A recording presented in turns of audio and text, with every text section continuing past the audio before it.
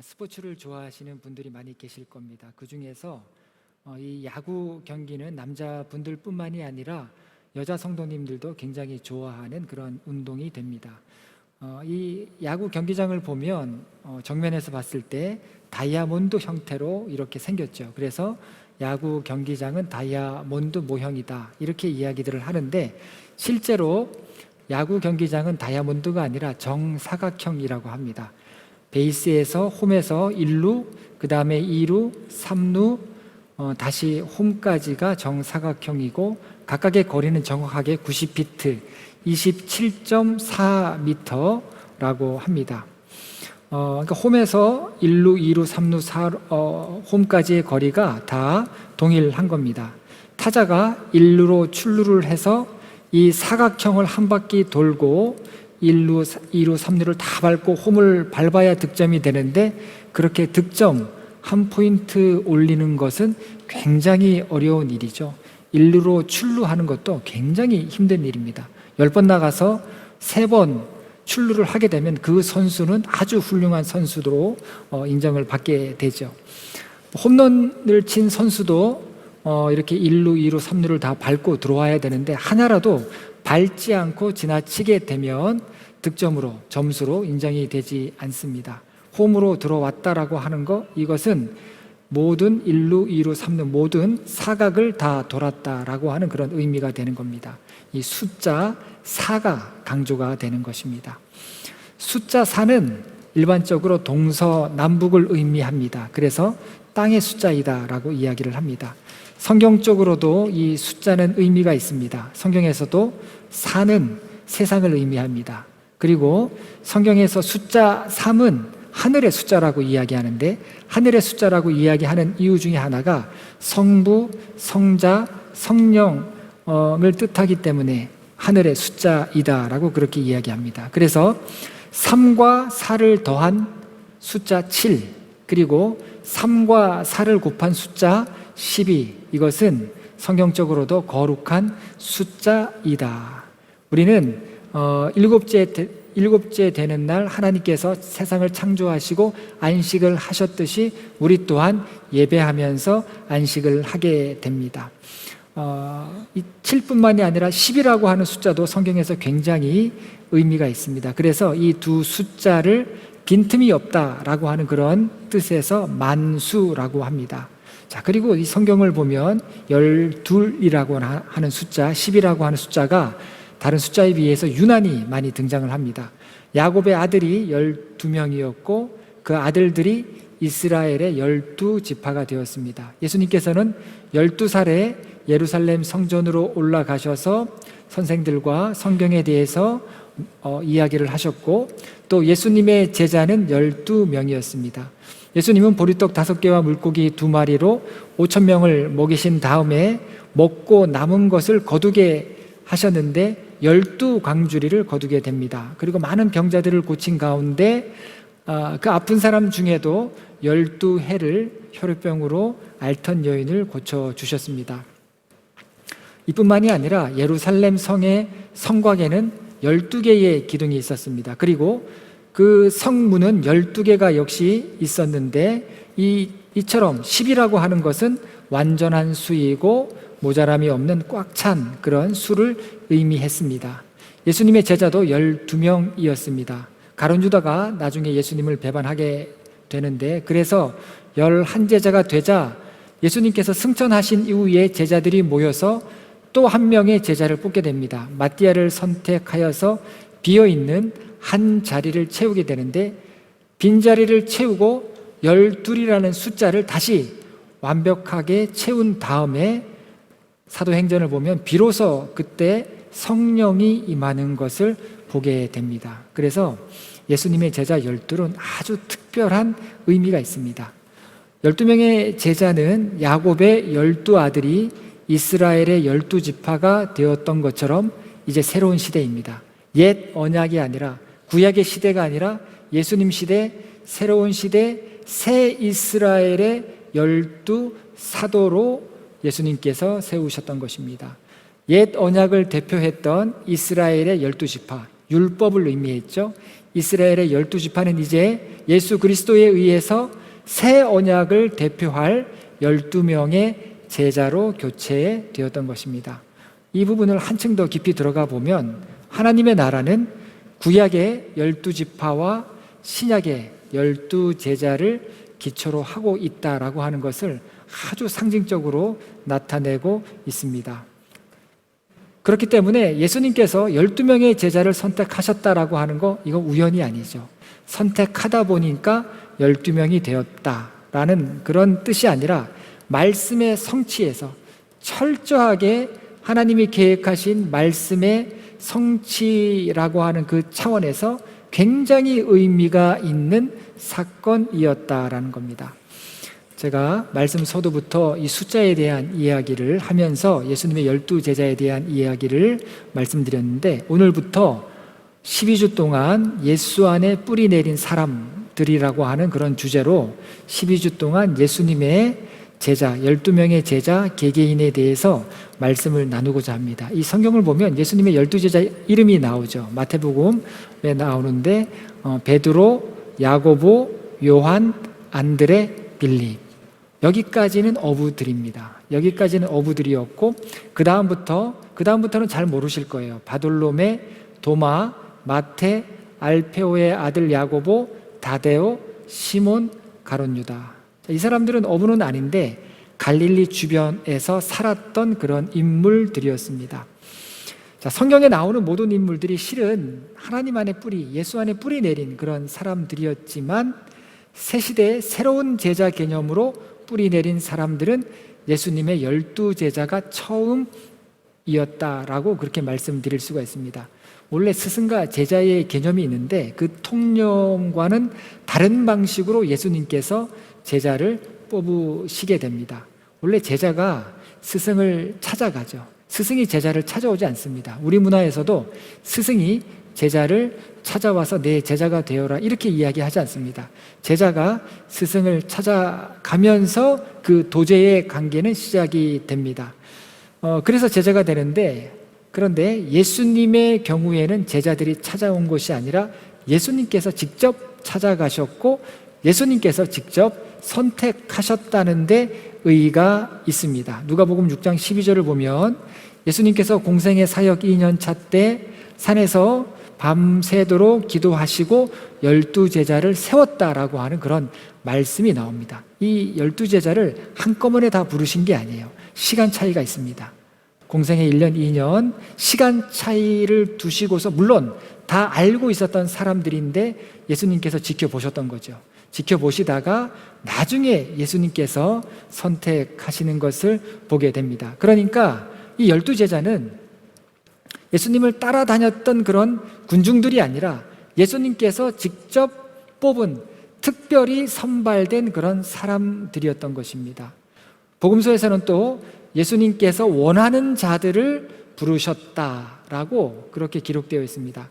예수님의 원하는 자들, 자기의 원하는 자들을 제자로 삼으셨다라는 겁니다. 그리고 예수님께서 직접 선택하신 이 제자들에게 보여주시고 들려주신 것은 예수님의 말씀과 예수님의 삶을 직접 보여주셨습니다. 그런데 그 삶과 그 말씀이라고 하는 것은 점점 대가를 요구하는 삶이었습니다. 이것이 예수님께서 제자들에게 말씀하신 제자도의 핵심입니다. 대가예요. 예수님의 제자가 되려면 대가를 치루어야 된다라는 것입니다. 여러분, 제자도를 이야기할 때 우리가 경계해야 될 것이 있는데 그 경계해야 될 것이 뭐냐면 값싼 은혜, 싸구려 은혜라고 하는 그런 말입니다. 이 보네포 목사님께서 말씀하신 이야기인데, 값싼 은혜란 싸구려 상품처럼 쉽게 얻을 수 있어요. 어떤 대가를 치르지 않습니다. 마찬가지로 이 값싼 은혜라는 것은 어떤 대가를 요구하지 않는 것을 말하는 거예요. 오늘날 많은 교회들이 예수님의 제자로서 성도들에게 어떤 대가를 요구하지 않는다. 사람들에게 어떤 대가를 요구하지 않는다. 평안과 위로와 기쁨에 대해서는 많이 이야기합니다. 사실 살아가는 게 너무 어렵다 보니까 이 평안과 위로와 또 기쁨에 대해서 얘기 안 할 수도 없죠. 그런데 사실 예수님의 말씀의 핵심적으로 더 중요한 부분은 뭐냐면 거짓과 죄와 위선에 대한 회개입니다.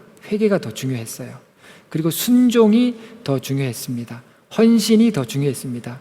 여러분, 평안과 위로와 기쁨이 대가를 요구하겠습니까? 물론 평안을 얻고 위로받고 기쁨을 얻기 위해서 대가를 치러야 할 것이 있겠습니다만 회개와 순종과 헌신에 비하면 비할 바가 아니다는 겁니다. 여러분, 회개하는데 또 순종하는데 헌신하는데 반드시 대가가 요구된다라는 것입니다. 그래서 오늘날 많은 교회와 성도와 목회자는 값싼 은혜를 추구한다라는 것입니다. 이것이 오늘날 우리로 하여금 우리가 어떻게 신앙생활을 하고 있는가, 듣기 좋은 말만 하면서 그것이 마치 복음인 양 그렇게 착각하게 만든다는 겁니다. 우리는 절대 이 값싼 은혜, 싸구려 은혜를 경계해야 할 줄로 믿습니다. 반면에 은혜가 값지다라고 했을 때 그 값진 이유는 대가가 있기 때문에 값지다는 겁니다. 자기 자신을 내려놓아야 하는 그러한 어려운 부분을 요구하기 때문에 값비싼 은혜가 되는 것이고 의미가 있다는 것입니다. 자기가 부인되지 않는 것은 복음이 아니기 때문에 내가 부인되는 곳에서 비로소 은혜가 임하기 때문에 내가 부인되는 그 아주 강렬한 대가가 요구된다라는 것입니다. 그래서 이 제자의 삶이란 어떤 의미에서 막 노력하는 게 아니죠. 노력하는 게 아니라 막 구원을 얻으려고 노력하는 게 아니라 제자의 삶이란 하나님께서 우리 안에 내 안에 역사하시는 것을 증언하는 겁니다. 그런데 하나님께서 내 안에 어떻게 역사하시겠습니까? 내가 부인되지 않으면 안 되고 나를 내려놓지 않으면 안 되는 거예요. 내가 부인되고 나를 내려놓을 때 성령께서 역사하시는데 그 놀라운 하나님의 역사를 증거하는 것이, 증언하는 것이 제자의 삶이라는 겁니다. 여러분, 우리는 아직 저도 그렇고 그 수준에 이르지 못했을 것입니다. 앞으로도 이르기가 쉽지 않을 것입니다. 가야 할 길이 멀 것입니다. 하지만 주님께서 우리에게 역시 찾아오셨고 우리를 부르셨음을 알고 있다면 하나님의 뜻과 또 그 마음이 무엇인지 우리가 성경을 통해서 알고 있다면 여러분, 날마다 하나님께서 우리로 하여금 새로운 그런 경험들을 하게 되실 것입니다. 그러면서 점점 예수 그리스도를 알아가게 하실 것입니다. 제자의 삶은 목표를 또 결과를 이루는 삶이 아니죠. 목표를 정하고 결과를 이루면서 살아가는 삶이 아니라 제자의 삶은 본질입니다. 본질을 향해서 나아가는 삶이 제자의 삶인 것입니다. 제가 예수님의 12제자에 대해서 설교를 구상하면서 참 고민이 되는 부분이 하나 있었는데 그게 뭐냐면 여러분, 이 복음서의 말씀은요, 이 복음서도 당시 문학 양식 형태처럼 기록이 되어 있습니다. 바울은 서신의 형태를 따랐어요. 그러니까 하나님께서 문화적인 부분들을 사용하셔서 성경 말씀을 기록하게 했는데 바울은 서신이라고 하는 형식을 따랐고 복음서는 로마 정기의 형식을 따릅니다. 그래서 그 당시 로마 정기를 기록하는 그런 방식들처럼 기록되어 있는데 로마 정기를 기록하는 방식의 가장 큰 특징이 뭐냐면 아주 중요한 인물 중심이에요. 그래서 복음서에는 예수 그리스도에 대한 이야기가 가장 많이 나오죠. 그 다음에 중요한 인물 누가 있습니까? 베드로에 대한 이야기가 많이 나오죠. 그래서 중요한 인물 중심으로 기록되어 있기 때문에 중요한 인물들에 대한 기록은 많습니다. 베드로가 아니라 할지라도 도마에 대한 이야기, 빌립에 대한 이야기가 다 나오죠. 도마는 의심의 대명사 아니겠습니까? 빌립하면 계산이 빠르죠. 가룟 유다도 우리가 너무 잘 알고 있죠. 가룟 유다는 포장하는 사람이에요. 이 마음은 그렇지 않은데 신앙으로 포장을 잘했던 사람이 가룟 유다인데 이런 유형의 대체적인 형태는 교활합니다. 교활함으로 나중에 나타나요. 이런 제자들은 잘 알려진 그런 제자들입니다. 그런데 이 제자들의 면면을 가만히 들여다보면 제자의 모든 모습들이 내 안에 있는 것을 보게 됩니다. 베드로 같은 충동이 내 안에 있습니다. 베드로같이 거듭나지 않은 모습이 내 안에 있습니다. 또 의심하는 마음들, 도마처럼 의심하는 마음들이 내 안에 있습니다. 빌립처럼 계산하는 그런 생각들이 내 안에 많이 있습니다. 가룟 유다처럼 포장도 참 잘합니다. 그런 모습들이 다 내 안에 있습니다. 특히 이 가룟 유다를 보면 제자의 가장 중요한 조건을 깨닫게 됩니다. 여러분, 제자의 조건은 단순해요.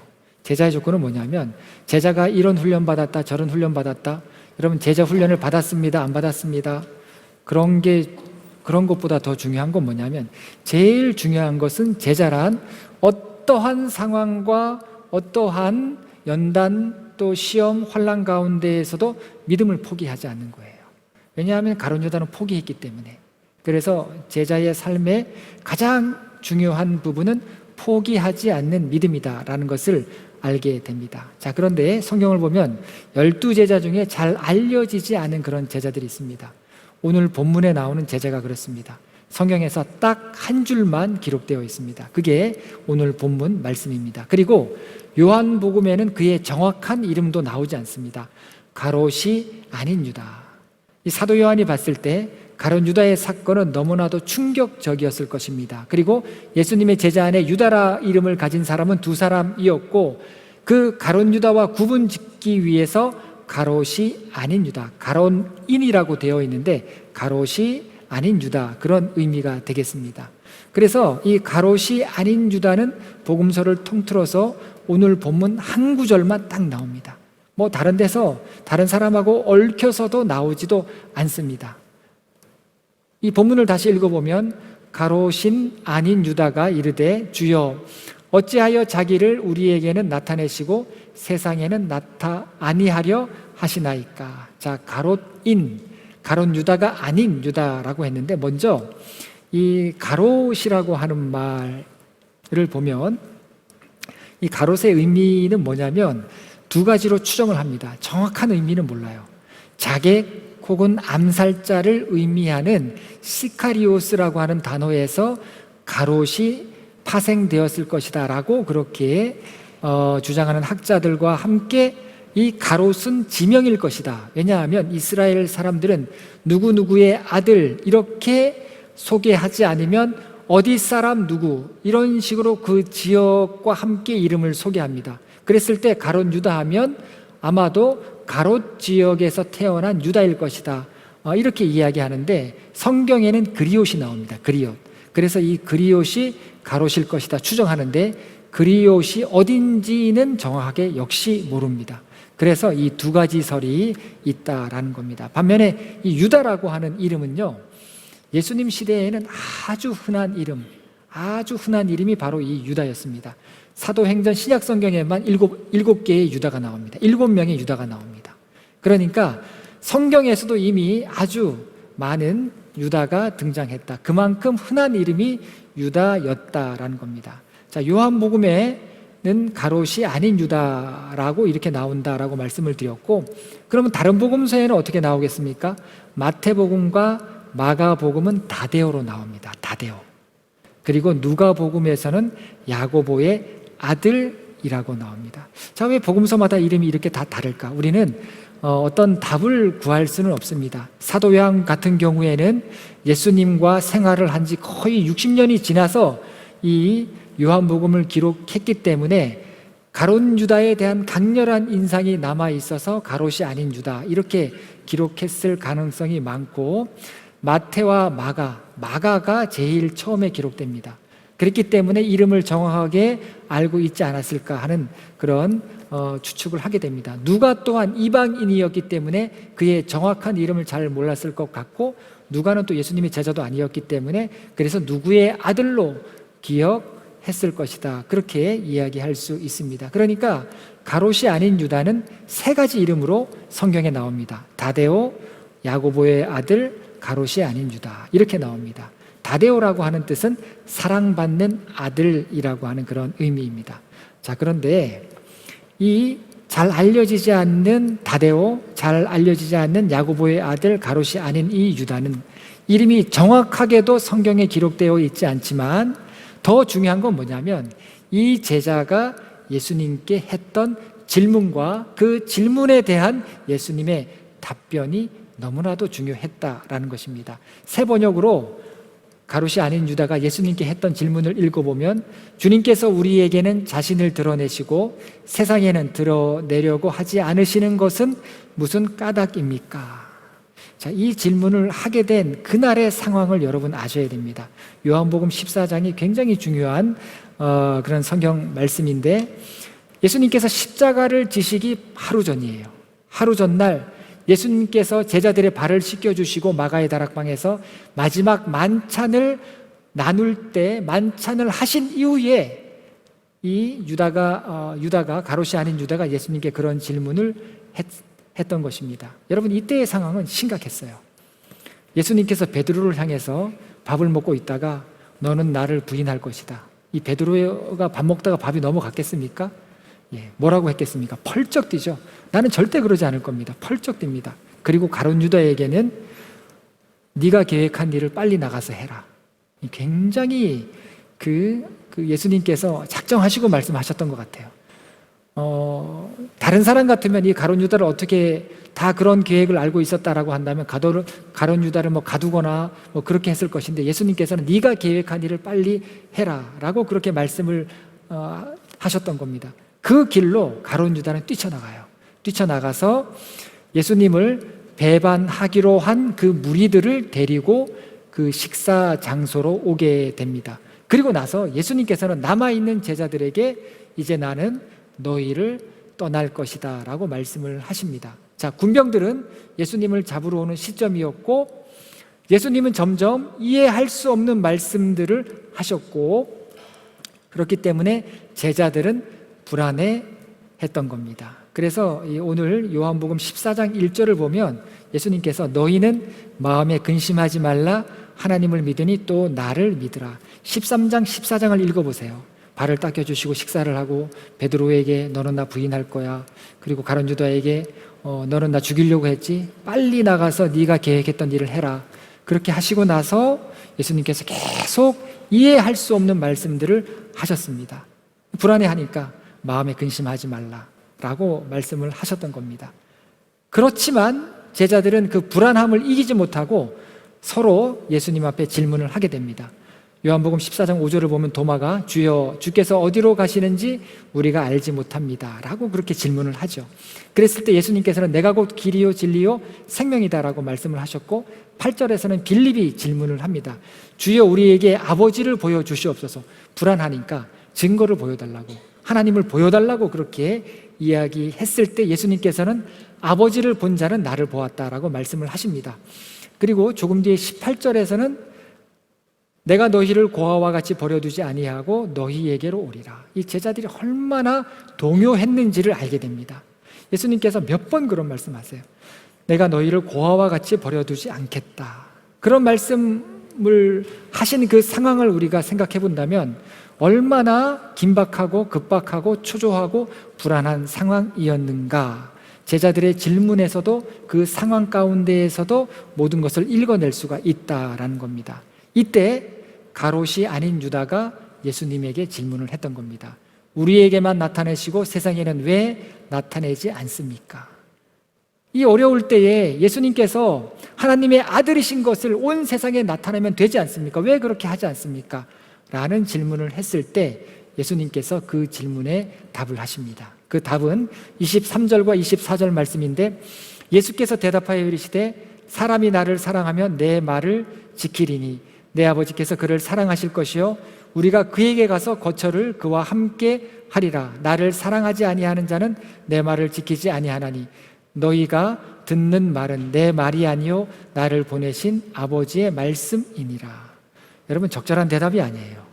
이렇게 대화를 하다 보면 회피하기 위해서 적절한 대답을 하지 않는 경우가 있는데 지금 경우는 적절한 대답을 못해서 회피하신 게 아니라 얼핏 보면 동문서답입니다. 왜 나타내지 않습니까? 그러면 내가 나타내지 않는 이유를 예수님께서는 말씀하셔야 되는데 그게 아니라 예수님의 대답은 나의 가르침을 지키라는 거예요. 왜 안 나타내십니까? 내 말을 지키라. 전혀 안 맞는 그런 대답이었습니다. 내 말을 지키면 하나님이 너를 사랑하실 것이고 내 말을 지키는 자가 나를 사랑하는 자이다 라고 이렇게 예수님께서 답을 주셨어요. 여러분, 이 말씀이 어떤 의미이겠습니까?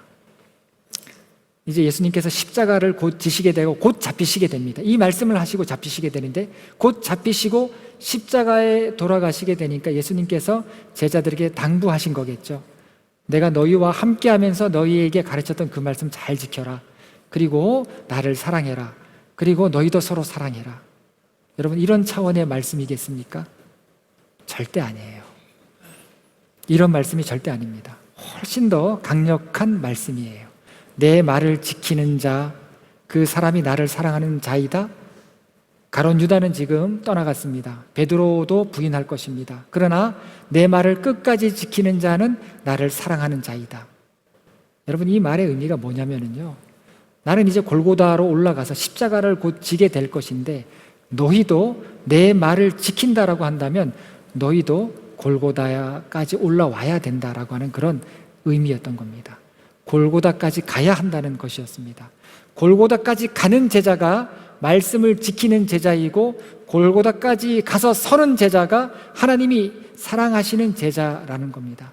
값싼 은혜를 추구해서는 절대 골고다를 갈 수 없다는 거예요. 예수님이 기도하셨던 감람산까지 가는 제자들은 있었습니다.